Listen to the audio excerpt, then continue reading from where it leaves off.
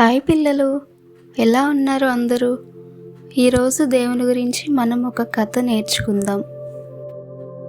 ఇంతకీ మన స్టోరీ పేరేంటో తెలుసా? యేసుతో చిన్నపిల్లల సహవాసం. సరే పిల్లలు, ఇక స్టోరీలోకి వెళ్ళిపోదామా? అది ఒక చిన్న గ్రామం.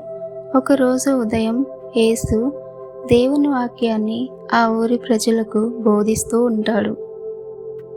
ఆ సమయంలో చాలామంది ప్రజలు యేసు చెప్పిన మాటలను ఎంతో శ్రద్ధగా వింటూ ఉంటారు. అదే సమయంలో అక్కడ ఉన్న కొందరు తల్లిదండ్రులు వారి పిల్లలను మరియు మరికొంతమంది చిన్నపిల్లలు యేసును చూసి ఆయన ఆశీర్వాదాన్ని తీసుకోవాలని ఎంతో సంతోషంగా వస్తారు.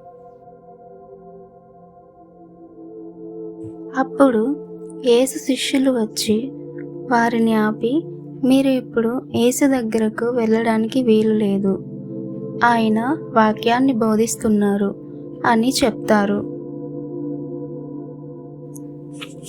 అది విన్న పిల్లలు మరియు తల్లిదండ్రులు చాలా బాధపడతారు.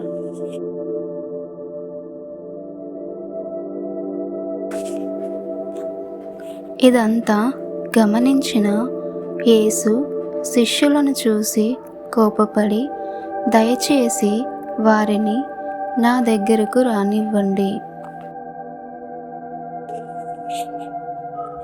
చిన్న బిడ్డలను నా యొద్దకు రానియుడి, వారిని ఆటంకపరచకుడి.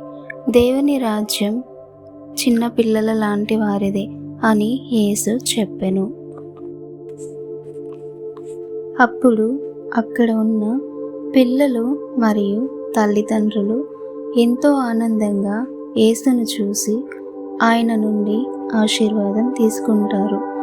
అక్కడ ఉన్న ప్రజలందరూ ఎంతో సంతోషపడతారు. కాబట్టి పిల్లలు, అర్థమైంది కదా? ఈ స్టోరీలో చెప్పిన విధంగా మనం కూడా యేసుతో సహవాసాన్ని కలిగి ఉండాలని యేసు కోరుకుంటున్నారు. మనందరం కూడా చిన్నపిల్లల వలె మనస్సు కలిగి ఆయన రాజ్యాన్ని పొందుకోవాలని యేసు ప్రభువు కోరుకుంటున్నారు. ఓకే పిల్లలు, ఈరోజు మనం చెప్పుకున్న యేసుతో చిన్నపిల్లల సహవాసం అనే ఈ స్టోరీ మీ అందరికీ నచ్చిందని అనుకుంటున్నాను. దేవుని చిత్తమైతే మరొక కథతో మీ అందరి ముందుకు రావాలని కోరుకుంటున్నాను. అప్పటి వరకు దేవుడు మీ అందరినీ ఆశీర్వదించి దీవించునుగాక. ఆమేన్.